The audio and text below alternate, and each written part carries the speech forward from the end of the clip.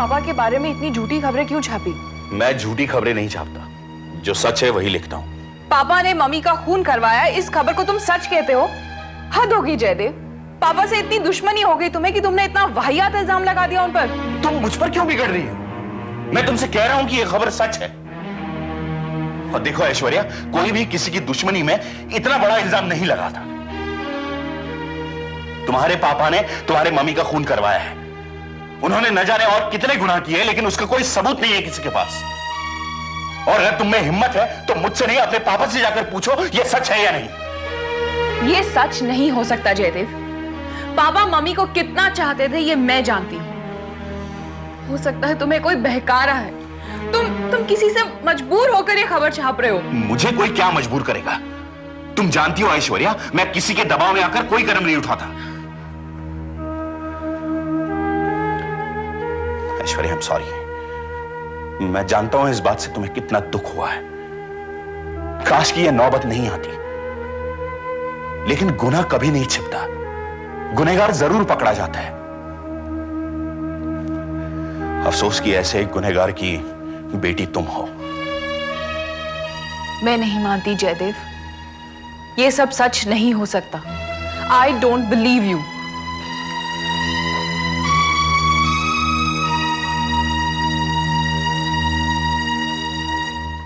आपके अखबार के लिए एक और खबर लाया हूं। राजू भैया ने अपना जुर्म कबूल कर लिया है। ऑफिस के चौकीदार का खून उसी के हाथों हुआ है। उसने तो अपना जुर्म कबूल कर लिया है और उसकी सजा भी उसे होगी, लेकिन जिस चौकीदार को अपनी जान से हाथ धोना पड़ा वो तो नाहक ही मारा गया। ये खून भी तो सहगल साहब की गर्दन पर होगा। मैं उन्हीं को गिरफ्तार करने जा रहा हूं। राजू भैया ने हमें जो बयान दिया है उसकी बिना पर हमारा केस और मजबूत हो जाता है। सिद्धांत, हमारे प्रेस फोटोग्राफर्स आपके साथ जा रहे हैं। सहगल साहब की गिरफ्तारी की तस्वीरें कल के अखबार में छपेंगी। That's good. Okay, Mr. Chauhan. All the best. Thank you.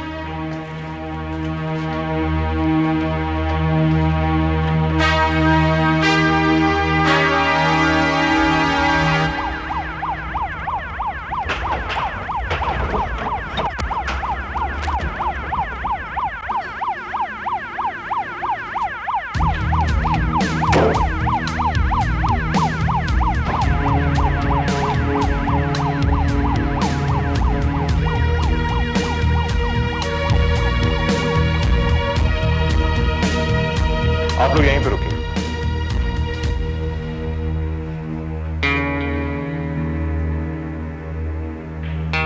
मेरे पास आपकी गिरफ्तारी का वारंट है सहगल साहब। इंस्पेक्टर साहब आइए। भाई, इस बार आपने हम पर क्या इल्जाम लगाया? मिसेस राजेश्वरी सहगल का खून करने की साजिश में आपको गिरफ्तार किया जाता है।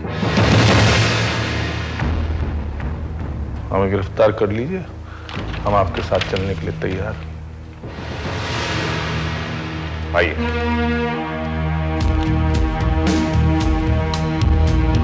इस पर आपकी क्या प्रतिक्रिया है? अरे षड्यंत्र है भाई, ऑपोजिशन की साजिश है हमारे खिलाफ। और क्या?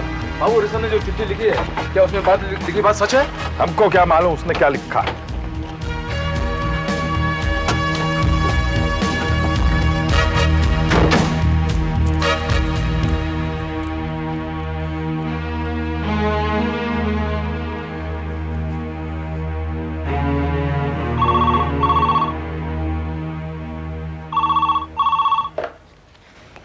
Hello. Hello daddy. Daddy, Sehgal uncle को पुलिस ने अरेस्ट कर लिया है। कब? अभी अभी डैडी, कुछ ही देर पहले। नरेश, तुम ठीक हो ना? किसी बात की फिक्र मत करना और घबराना भी मत। जी डैडी। कोई तुमसे सवाल पूछे तो कुछ मत कहना, बल्कि मैं तो कहता हूं कि तुम दोनों यहीं आ जाओ मेरे पास। ठीक है डैडी, हम आ जाएंगे। बाय। हाँ।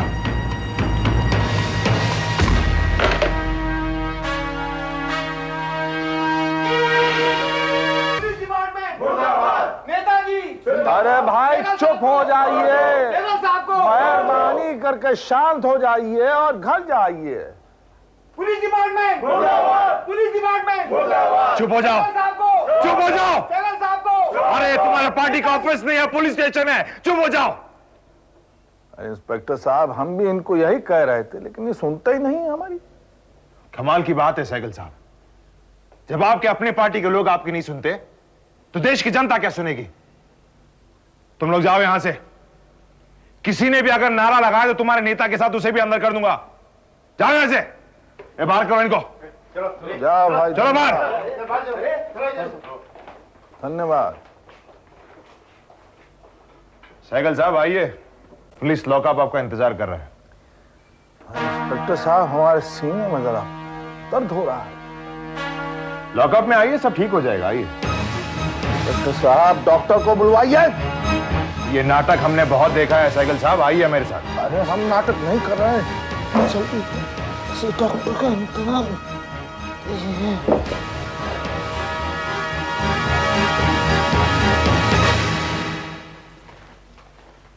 डॉली, नरेश, पापा को क्या हुआ?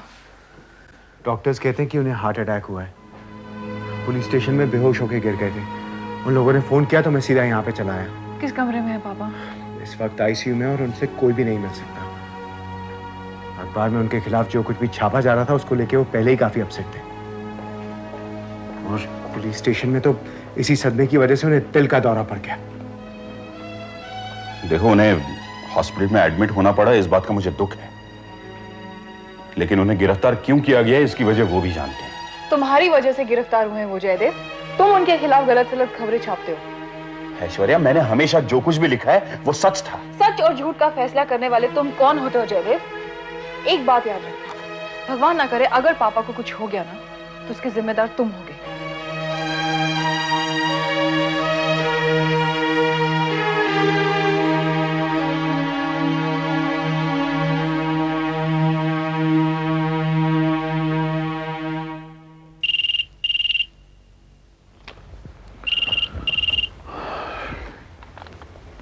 हेलो, चौहान साहब, त्यागी बोल रहा हूं।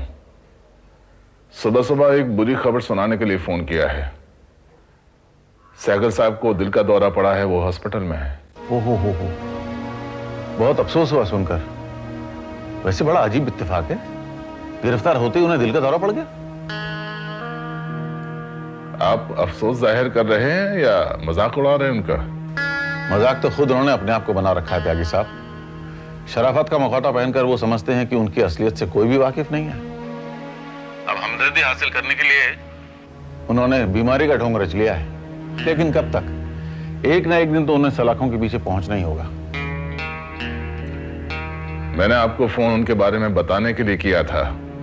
उनके बारे में आपकी क्या राय है ये जानने के लिए नहीं, चौहान साहब। एक जमाना था त्यागी साहब जब मेरी राय उनके बारे में वही हुआ करती थी जो आज आपकी है, बट नॉट एनी मोर। त्यागी साहब, वो आदमी समाज का दुश्मन भी है और मुजरिम भी है। अगर आपने उनसे दोस्ती निभाई तो आपके लिए नुकसानदेह साबित हो सकती है। इसलिए आपके लिए भी बेहतर यही होगा कि आप भूल जाएं कि सहगल नाम के किसी आदमी को भी आप जानते थे।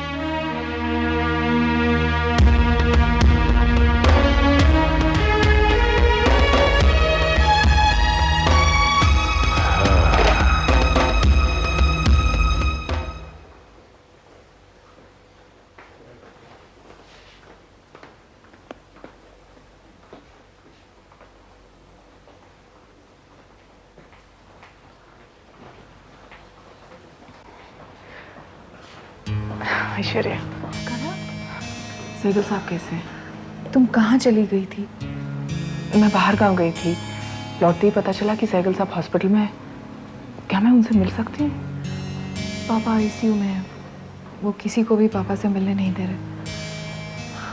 बस मैं यहाँ अकेली बैठी बैठी दुआएं कर रही हूँ कि पापा जल्दी से ठीक हो जाएं। वो जल्दी ठीक हो जाएंगे। लेकिन तुम यहाँ अकेली क्यों हो? बाकी सब कहाँ हैं? कनक, मुसीबत के वक्त कोई साथ नहीं देता। पापा के करीबी दोस्त भी उनसे मिलने नहीं आए। और जयदेव, वो कुछ देर के लिए मेरे पास रुके थे, फिर ये कहकर चले गए कि ऑफिस में बहुत काम है। पापा की हालत इतनी नाजुक है और उन्होंने एक बार भी फोन करके नहीं पूछा कि वो कैसे हैं। पापा की खातिर न सही, मेरी खातिर तो उन्हें यहाँ रुकना चाहिए था ना। दिल छोटा मत करो, हिम्मत से काम लो। सैगल साहब की देखभाल तुम्हें ही करनी है, तुम्हें ही उनके साथ रहना है। बैठो, मैं तुम्हारे साथ हूं।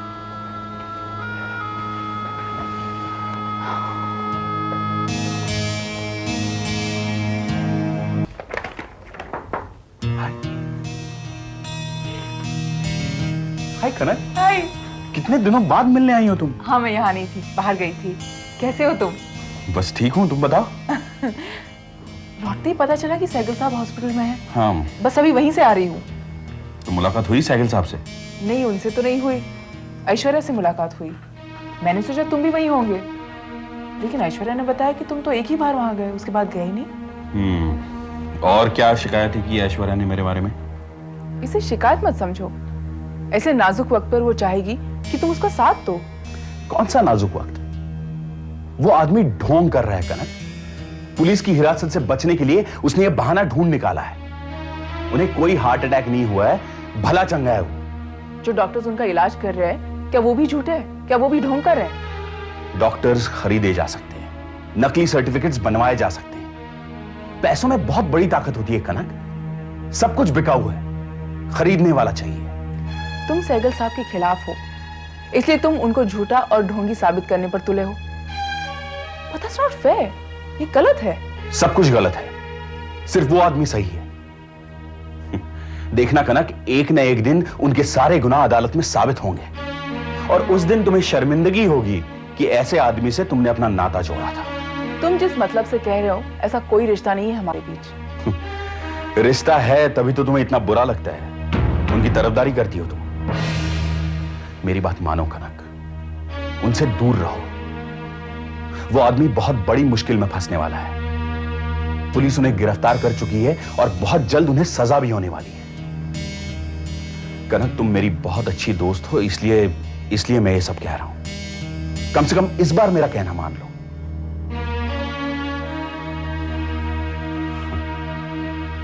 तुम्हें मेरी बातों पर यकीन नहीं आ रहा? कोशिश कर रही हूँ। ओह, हेलो जी सर, मैं भी आ रहा हूं।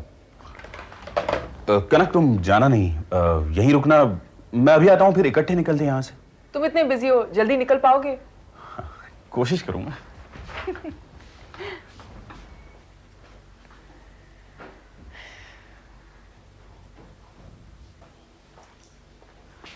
अब आप सैगल साहब से मिल सकते हैं। Thank you doctor. वेलकम।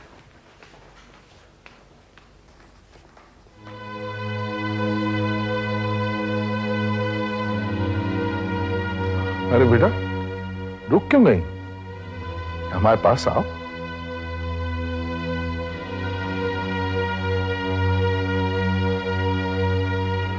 अरे तुम घबराओ मत, हम बिल्कुल ठीक हैं। पापा, आप सच कह रहे हैं ना? आपको ठीक लग रहा है? तो हम अपनी बिटिया से झूठ बोलेंगे क्या? नरेश नहीं आया? आया था पापा, चला गया। नरेश के जाने के बाद कनक भी आई थी। अच्छा, कनक जी आई थी? वो आपसे मिलना चाहती थी, लेकिन डॉक्टर ने मिलने नहीं दिया। कुछ कह रही थी? आपकी फिक्र कर रही थी। हाँ। अच्छा बेटिया, हमारा एक काम करोगी? जी? उनको फोन करके कहो कि हम उनसे मिलना चाहते हैं। पापा, वो कह के गई है कि वो दोबारा आएगी। हाँ, ये तो है। और कोई आए ना आए, कनक जी जरूर आएंगे।